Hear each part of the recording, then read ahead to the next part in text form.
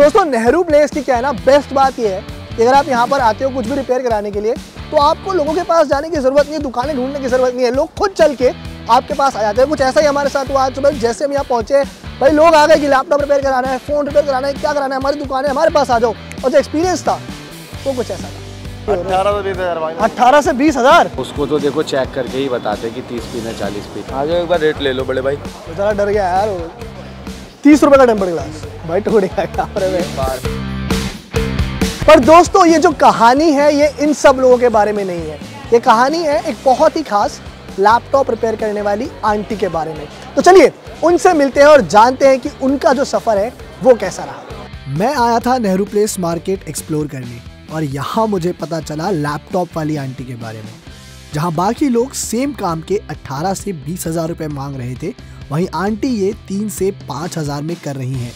तो फिर क्या, मैं चल पड़ा उनसे मिलने।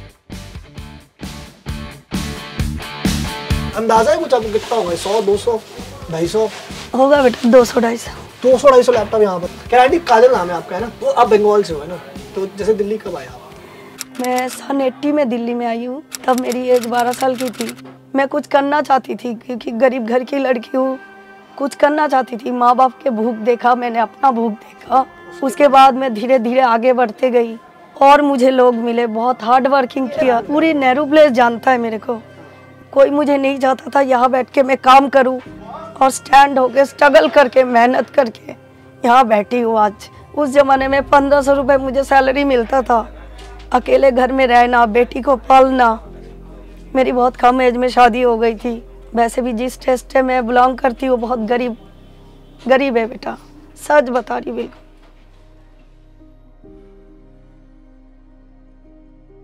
माँ बाप के इतने पास थे नहीं, वो 30 रुपये 40 रुपये कमाते थे उस टाइम। बहुत हार्ड वर्क किया, जिसे कहते हैं ना एक पत्थर गिरता है पहाड़ से, घिसते घिसते घिसते घिसते यहाँ तक आता है। अब आके मैं यहाँ तक पहुँची। मैंने फिर नेहरू प्लेस में 5 साल जॉब किया। फैमिली नहीं थी बेटा, मैं अकेली लड़की।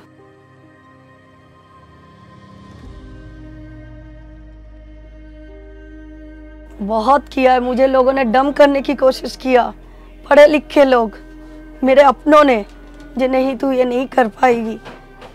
मैं हार नहीं मानी बेटा, सबको मैंने मना, सबके मुंह पे आज तमाशा मारा है मैंने।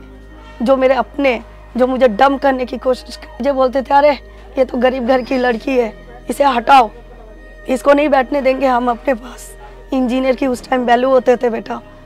मेरे को बोलते थे जा मेरे लिए चाय बना के लिया, तभी तेरे को काम सिखाएंगे। इस तरह के फेस मैंने बहुत किया बेटा। मैं अकेले चुप चुप रोती थी बेटा, किसी के सामने नहीं बोलती थी मैं, क्योंकि बोल के कोई फ़ायदा नहीं है। उसको मैंने ताकत बनाया अपना, किसी के सामने नहीं रखा। हाँ, हंस के काम निकाला है मैंने सबसे, क्योंकि लोग मुझे भी यूज़ किया है, मैंने फिर उनको हंस के जवाब दिया।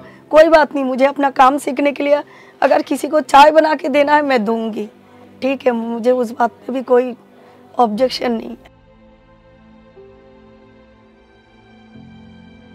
और इस टाइम पे फैमिली सपोर्ट करते, मेरे हस्बैंड करते। उन्होंने अपने बॉस से 30,000 रुपये उधार लेके मेरे को ये दुकान खोल के दिया है उन्होंने। आज मेरे पास एक 2 व्हीलर है। एक टाइम था एक कमरे में मैं रेंट पे रहती थी, उसी में खाना बनाती थी। आज मेरे पास छोटा सा अपना घर है, इससे ज़्यादा कुछ नहीं चाहिए। तो आंटी बातें तो बहुत हो गई है, अब मेरे को लग रहा है थोड़ी सी भूख। हाँ चलो, बाहर चाय वाय मिल रही थी तो चाय पिलाओगे? हाँ हाँ बिल्कुल पिलाऊंगी बेटा, चलो।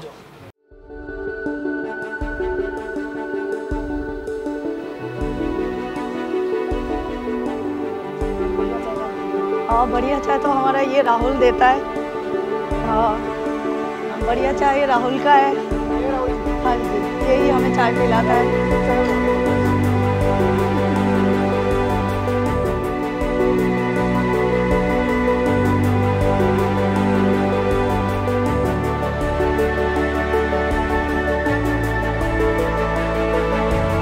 तो आंटी चाय तो पी लिया अपन ने, चाय तो बहुत बढ़िया थी राहुल भाई की। अब मेरे को आप पहले बताओ मोहन जी के बारे में, ये बड़े इंटरेस्टिंग कैरेक्टर हैं आपकी लाइफ में। मोहन जी मेरे को जहाँ मैं जॉब करती थी वहाँ मेरे को मिले। अरे क्या बात है, कहाँ पर है वो शॉप, कहाँ पर है? ये मार्क कंप्यूटर है, मिस्टर कॉली साहब। अच्छा यहाँ पर आप इनसे मिले? हाँ। और फिर ये कैसे जोड़ी कैसे बनी? ये ऊपर वाले का खेल था। ये ऊपर वाले ये का खेल था। आप बताओ मेरे को क्या खेल है ऊपर? आप बड़े चुप चुप से रहते ये ऊपर वाले का खेल है बस। ना कोई लेटर लिखा, ना कोई प्रपोज करा। ना हम पिक्चर देखने गए, पसंद आया, मैंने मम्मी को बोला मम्मी मुझे लड़का पसंद है, मुझे शादी करनी है। कहीं तो ले गए होगे कभी नहीं तो? कहीं नहीं बेटा, कहीं नहीं, यही तो सच, कहीं भी नहीं। आपको पसंद क्या है सबसे ज्यादा? इनकी ईमानदारी और इनकी मेहनत। और आपको? ये बहुत परेशान थे, दुखी में इसकी टेंशन देख के। जब ज़्यादा मैं कहा मैं साथ दूंगा तुम्हारा। तो आंटी मोहन जी का जो रोल है आपकी लाइफ में वो कितना मतलब इम्पोर्टेंट रहा है? ये मेरे लिए एक बहुत बड़ा मेरे ज़िंदगी का एक आधा हिस्सा समझ लो। मेरे लिए सबसे ज़्यादा मायने रखते हर चीज़ में, घर से लेके अपनी पर्सनल रिलेशंस लेके हर चीज़। इन्होंने मेरा बहुत सपोर्ट किया है। हम काम भी मिल बांट के करते हैं दोनों मिल बांट के घर का काम भी मैनेजमेंट करते हैं। मेरी मिसेज ने जब ये शॉप ली थी ना नेटफ्लिक्स में, तो ये डर रही थी कि मोहन कैसे करूँगी। मैं कहा आप करो, मैं आपकी हेल्प करूँगा। मैंने फिर अकेले ने 1 साल चलाया इस शॉप को, फिर मैंने 1 साल में ही फिर दूसरा शॉप लिया है।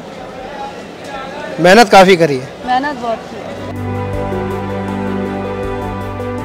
आंटी आपका डेली रूटीन क्या रहता है? ऐसे मोहन जी ने बताया वो भी हेल्प करते हैं। हाँ, आप सुबह daily सुबह routine- उठते हो, कितने बजे उठ जाते हो? मैं 6 बजे उठती हूँ डेली रूटीन, और 12 बजे सो जाती हूँ। डेली रूटीन में जैसे मैं खाना बना रही हूँ, हस्बैंड सवेरे 6 बजे, 7 बजे स्कूल जाता है लड़का, तो उसे उठाने के लिए 1 घंटे पहले उसके वो करना पड़ता है कि जिससे उठ जाए। पहले आ जाते हैं हस्बैंड, मैं फिर लंच वगैरह रेडी करके फिर मैं आती हूँ। और यहाँ पे शाम को कितने बजे तक रहते हैं? शाम को मैं 6:30 बजे 7 बजे तक रहती हूँ। जैसे कस्टमर वैसे।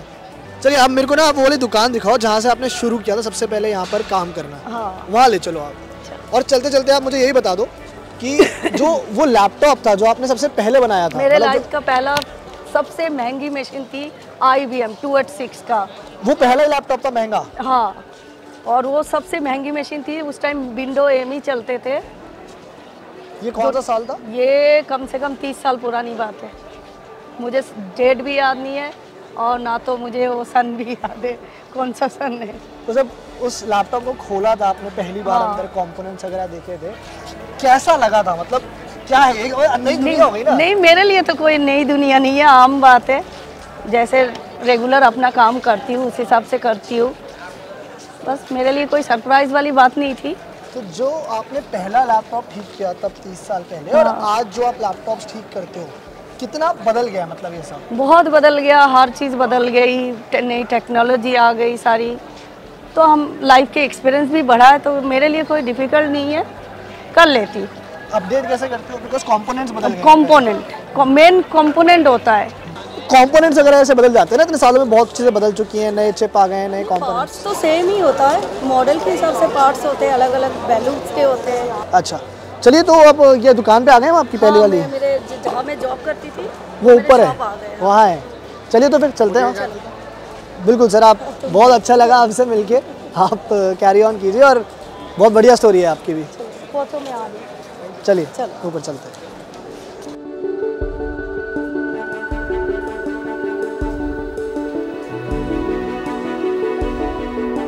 वैसे आप ऑलरेडी बहुत लोग जानते होंगे आपको, हाँ, ना? पूरी मार्केट जानता है अब बेटा इसके बाद मेरे और को। लोग जाने लग जाएंगे। हाँ